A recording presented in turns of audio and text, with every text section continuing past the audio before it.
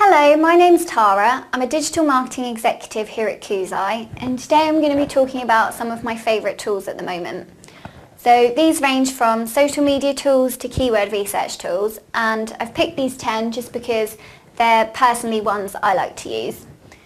We'll start with similar pages. This is a Chrome plugin, so if you find a page that you're getting particular value out of, maybe it's good as a link building resource, you can use the Similar Pages plugin to see other pages that Google thinks are similar.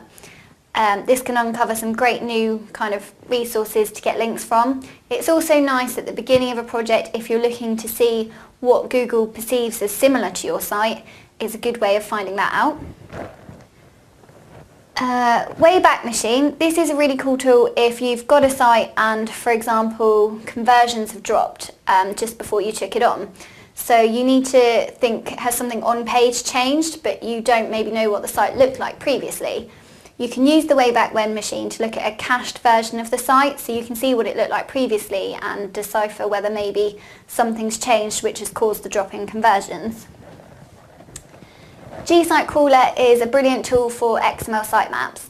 It's nice because you can set priorities for the pages and frequencies, and it also formats it nicely with a good GSS file. Crowd Booster is a social media tool which lets you see how much your followers have increased or decreased by, who interacts with your post most, and who are your most valued followers.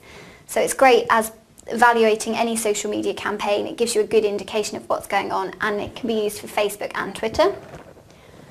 Google Webmaster Tools. This is quite an obvious tool, but at the moment I think it's particularly important because with all the algorithm updates that are happening, if Google are giving you information from Google Webmaster Tools, then these are obviously things that they're taking into consideration. So anything you read in Webmaster Tools and any information you can get from there is obviously important to your website's performance within Google. Copyscape is a brilliant tool for checking if you've got any duplicate content issues. So, for example, it could be on page on your own site, or it could be on another site. Because it's checked on a page-by-page basis, it can be either way. It doesn't matter where it is online, Copyscape will find it. It also shows you kind of the degree to which the content is copied.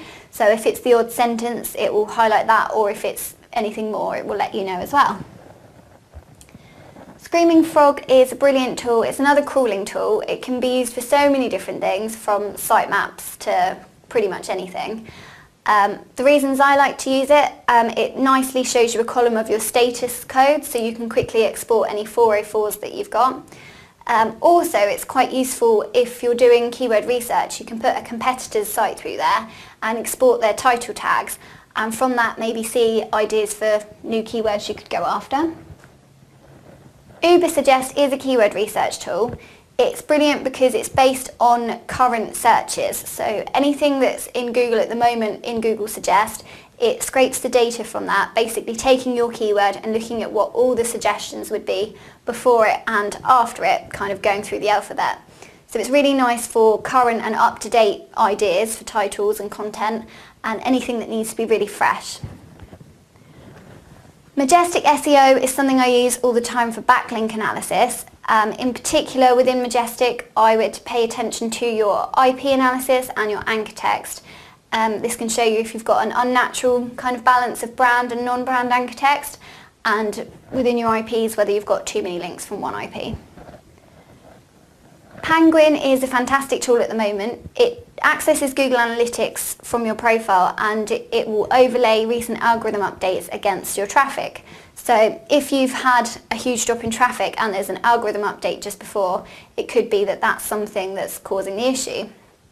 With that tool though, it's important to not jump to conclusions and think this must be the reason for the drop. There might be other reasons. So although it's a really good indication if you've got a suspicion that an algorithm update is behind the drop, still do lots of research and background to make sure you've checked all other avenues.